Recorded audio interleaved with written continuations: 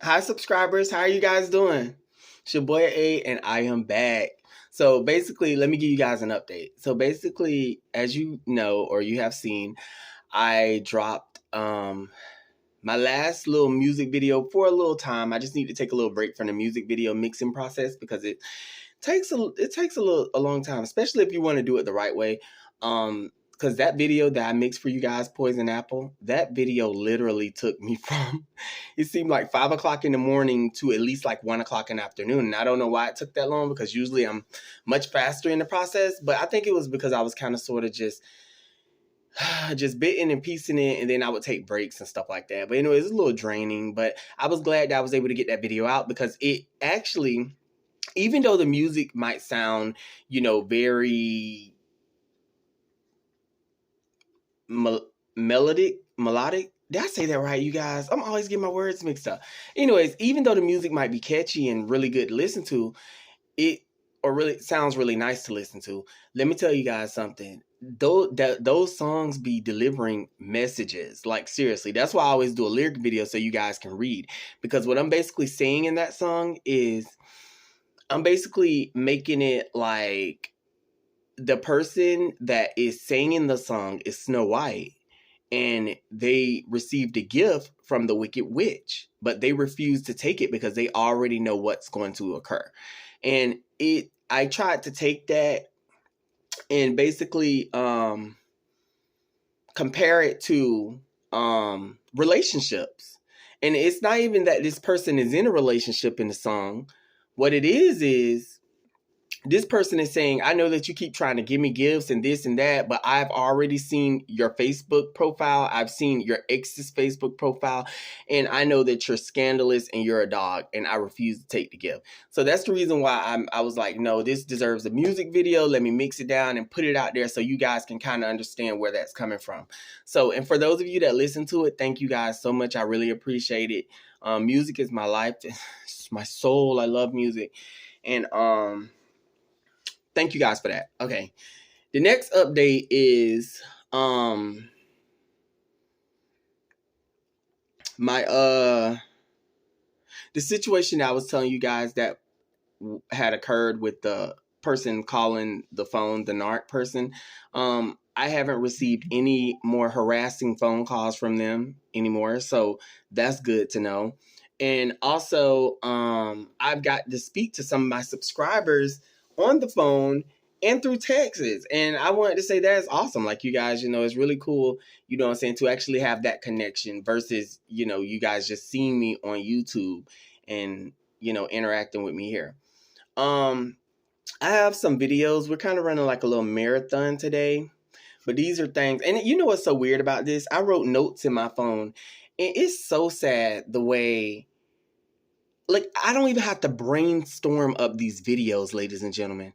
I literally just stood outside on my front porch and literally came up with 10 topics to talk about these treacherous, evil people within a matter of, 3 minutes? That's ridiculous. Ridiculous. But that shows you just how much it is about them that you guys need to know.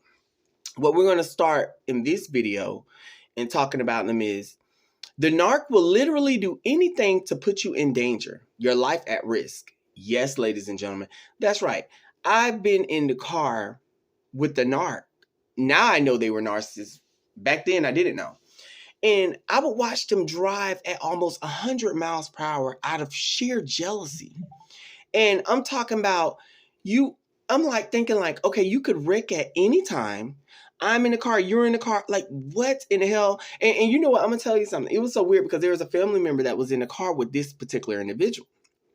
But I was young, and I will never forget, they were driving they were driving fast, and they were and you could tell it was just literally the jealousy, because you can even see the facial expression. And me and my sibling looked at each other. It wasn't a sibling, but it was a family member, a close family member. And we looked at each other like, are you serious? You've got to be kidding me. And I'll never forget, they were just looking like, this is crazy. This person, I guess, we were all riding together. And I guess the reality hit them of how jealous they were of me. And they just went driving fast, just really, really fast. And we're just looking like, and it was just, and we didn't question it because they designed it to make it seem like, well, I'm a wild person and I do all kinds of sporadic wild things. But ladies and gentlemen, we didn't even know that our life was really in danger right there, right then and there at that moment. Another example of this, ladies and gentlemen, is food. Do you know that the narcissist will risk their lives eating uncooked food that's not cooked all the way, just so that they can poison you, just so that they can get you sick? Like, seriously, these people are literally willing to risk their own lives just to take you down. Just to take you down. This is the reason why when you guys go through them court cases, you would think, oh my gosh, like, we're dealing with like legal action here. Like, why in the hell is you would think that a narcissist wouldn't even want you like going through all that, because it would be you against that person. And it's just like one of you guys would ultimately have to go to jail, and the narcissist is willing to risk it all. Ain't that something, ladies and gentlemen? So I definitely had to make sure that I got this message out very, very clear that they do this, okay? These people will do certain things like they're very nosy. There can be like a situation happening where like there's gunfire or something, and where everybody else would run from the scene, the narcissist draws closer. What's going on? Oh my gosh. Collecting information from standbyers, trying to figure out, and you're just like, can we just get the hell out of here? Ladies and gentlemen, they're dangerous, really, like literally dangerous.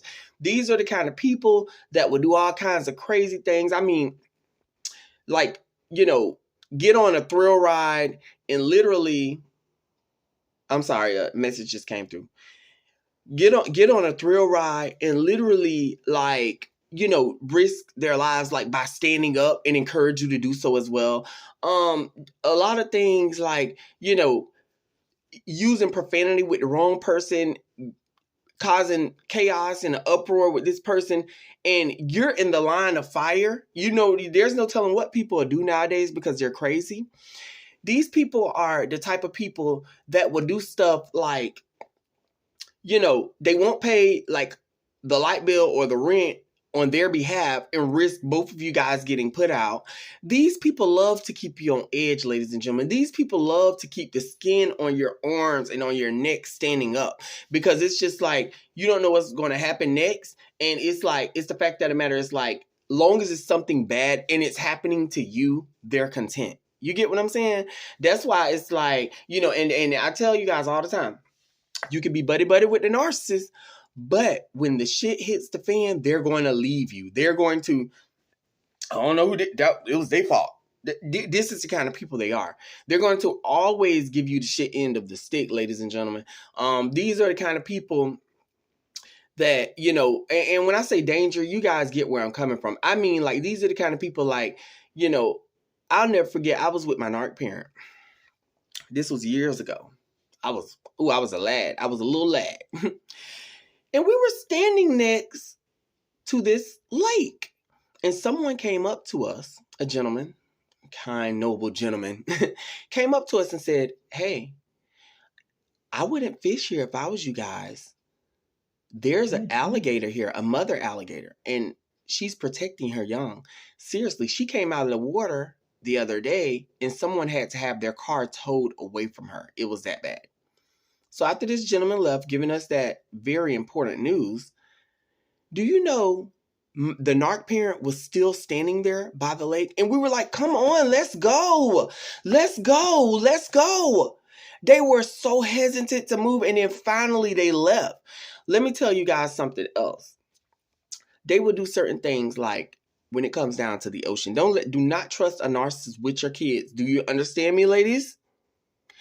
Gentlemen, do you understand me? These people will do certain things like, especially around water. They will have your kid way out in the deep end, way out in the ocean. And you know what? I'm going to tell you something. Shit, push comes to shove and shit happens to your child. They're going to act like they don't know what happened. Oh my gosh. And now your child is not there. This also occurred with the other narc parent. One day we were at the beach, and I'll never forget swimming so far out with them. And it got to the point where our feet was literally off the ground, and you could tell that we were in deep water. We did not know how deep it was, but you couldn't touch the bottom, and that was not good. There also was almost like a little small current that was, directing us, like pushing us back out towards the water. So I'll never forget, at this point we're like swimming, and I realized it's like a real serious situation. You should have seen the way the NARC parent was swimming for their own sake. Hey, keep swimming, keep pushing your feet, keep doing this, keep doing that. But I could tell in the back of my head that if I would have got stuck out there, I honestly believe that they would have portrayed to act like they cared, but in all honesty, they would not have cared, and they would have done everything to play that role like the victim, like, oh my gosh, and we were out there, and I did everything to try to say. But a real parent would have been like, look, I'm pedaling, you're pedaling. Let's, you know what a real parent's going to do. They're going to like try to hold you and like bring you in at least a little bit. At least, you know what I'm saying, a connection. At least like, hey, look, man, like just like, hold on to, you know what I'm saying, or something. It just would have been that nurturing out there in the water. And it's just, I remember that, ladies and gentlemen.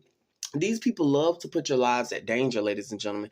That's why it's always very, very important that when you're out and about and you're out with the narc, to always remember that there are situations like this that will arise. They live on the wild side. They'll do things that's so dangerous. Now that I look back, I realize why this certain family member used to always do all these things and cause all this drama and chaos and fights. And I was like, it's so many times like that you were starting drama and beef with people that you could have had me in a whole whirlwind of trouble.